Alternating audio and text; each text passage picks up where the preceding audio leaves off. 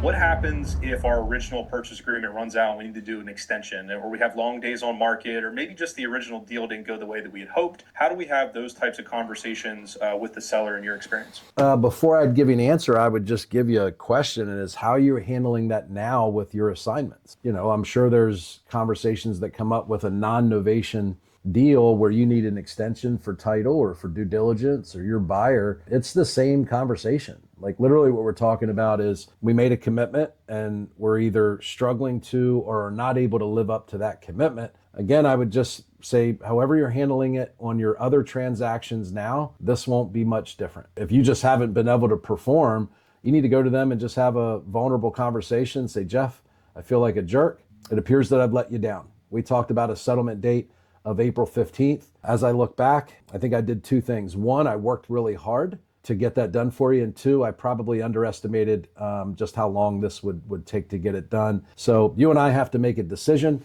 I would love to get another 30 to 45 business days. And I'm sure maybe you're feeling a little pressure and want to get this done. How open-minded are you to giving me a little bit more time if that means that I can get it across the finish line for you once and for all? So again, it's just tactical empathy. Literally just lean into the fact that you let them down and own it, and then just beg for permission to get it done with a little bit more time. And maybe, a lot of times if you've found the buyer, but their lender or something about the deal causes you to delay, go back to the seller and offer them a little bit more money, cover their mortgage payment, pay their utilities, mow their grass, cover snow removal, get them a moving truck. When you went into the deal, you probably were unsure what you would sell it for and how much profit you would make. If you're asking for an extension because you know you have it sold and you just need 2 weeks to get it to close, make it worth their while. In terms of agreement length, a lot of wholesalers, we're working on like a 30 or 45 day agreement term.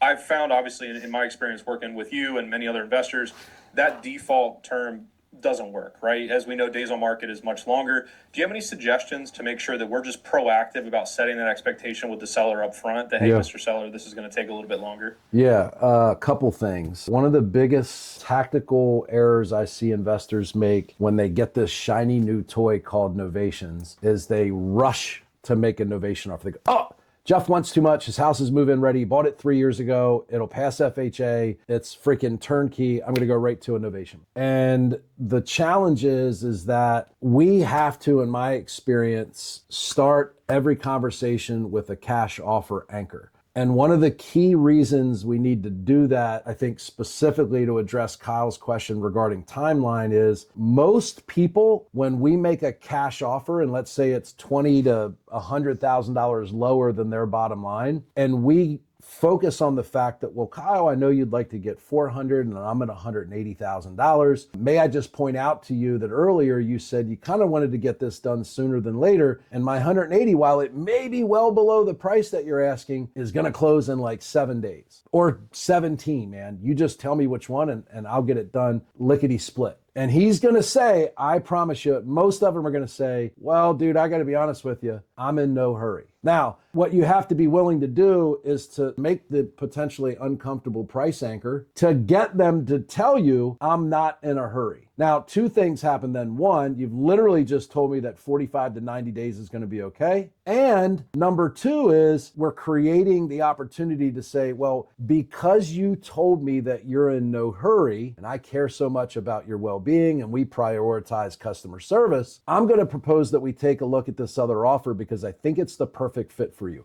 Not because we offer it to everybody, not because every investor does it, because I am such a professional and I care so much about your result and we prioritize customer service. I listened to what you told me was important to you. And as a result, I've created this custom solution for you. So two things happen that drastically positively impact your conversion rates is one, they've told you time is no longer an issue, that we've got them to say it. And two, it creates this opportunity for you to propose a unique proposal that feels more custom, that has a higher perceived value.